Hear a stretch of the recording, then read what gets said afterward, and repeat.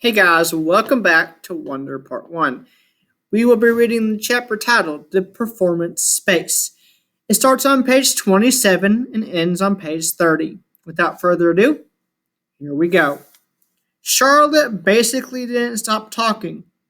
As we headed down to the second floor, she was describing the play they had put on last year, which was Oliver. She played Oliver even though she's a girl, and she said this. She pushed open the double doors to a huge auditorium. At the other end of the room was a stage. Charlotte started skipping toward the stage. Julian ran after her and then turned around halfway down the aisle. Come on, he said loudly, waving for me to follow him, which I did. There were like hundreds of people in the audience that night, said Charlotte, and it took me a second to realize she was still talking about Oliver. I was so nervous. I had so many lines and I had all these songs to sing. It was so hard. Although she was talking to me, she really didn't look at me much. On opening night, my parents were all the way in the back of the auditorium, like where Jack is right now. But when the lights are off, you can't really see that far back.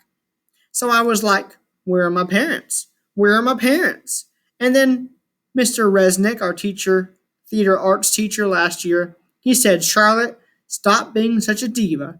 And I was like, okay. And then I spotted my parents, and that was totally fine. I didn't forget a single line. While she was talking, I noticed Julian staring at me out of the corner of his eye. This is something I see people do a lot with me.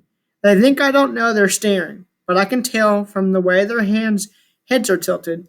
I turned around to see where Jack had gone to. He stayed in the back of the auditorium like he was bored. He put on a play every year, said Charlotte. I don't think he's going to want to be in the school play, Charlotte said Julian sarcastically. You can be in the play without actually being in the play, Charlotte answered, looking at me.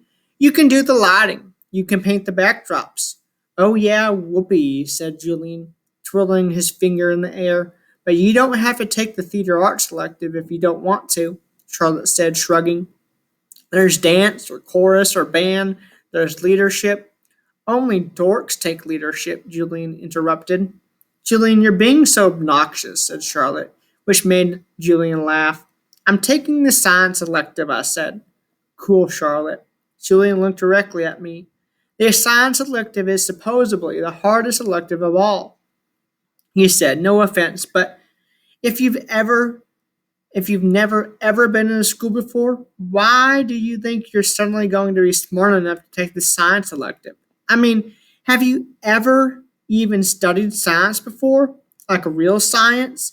Not like the kind you do in kits? Yeah, I nodded. He was homeschooled, Julian, said Charlotte. So teachers come to his house? Asked Julian, looking puzzled. No, his mother taught him, answered Charlotte. Is she a teacher? Julian said. Is your mother a teacher? Charlotte asked me. No, I said. So she's not a real teacher? Said Julian, as if that proved his point. That's what I mean. How can someone who's not a real teacher actually teach science? I'm sure you'll do fine, said Charlotte, looking at me. Let's just go to the library now, Jack called out, sounding really bored. Why is your hair so long? Julian said to me. He sounded like he was annoyed. I didn't know what to say, so I just shrugged. Can I ask you a question? He said.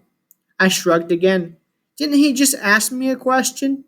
What's the deal with your face? I mean, were you in a fire or something? Julian, that's so rude, said Charlotte. I'm not being rude, said Julian. I'm just asking a question. Mr. Tushman said we could ask questions if we wanted to. Not rude questions like that, said Charlotte. Besides, he was born like that. That's what Mr. Tushman said. You just weren't listening. I was too listening, said Julian. I just thought maybe he was in a fire too. Geez, Julian, said Jack. Just shut up. You shut up, Julian yelled. Come on, August, said Jack. Let's just go to the library already. I walked toward Jack and followed him out of the auditorium.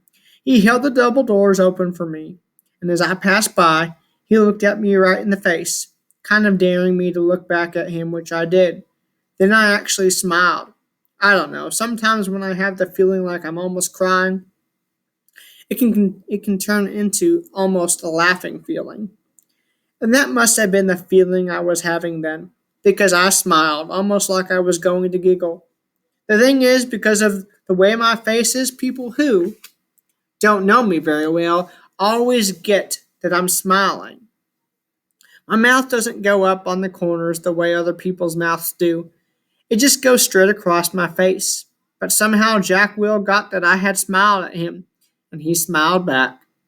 "Julian's a jerk," he whispered, before Julian and Charlotte reached us. "But dude, you're gonna have to talk." He said this seriously, like he was trying to help me. I nodded as Julian and Charlotte caught up to us. We were all quiet for a second, all of us just kind of nodding, looking at the floor. And then I looked up at Julian.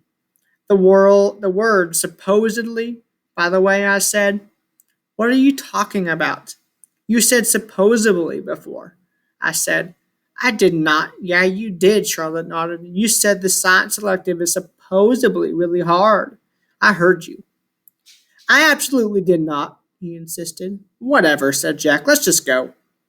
"Yeah, let's just go," agreed Charlotte, following Jack down the stairs to the next floor. I started to follow her, but Julian cut right in front of me, which actually made me stumble backward.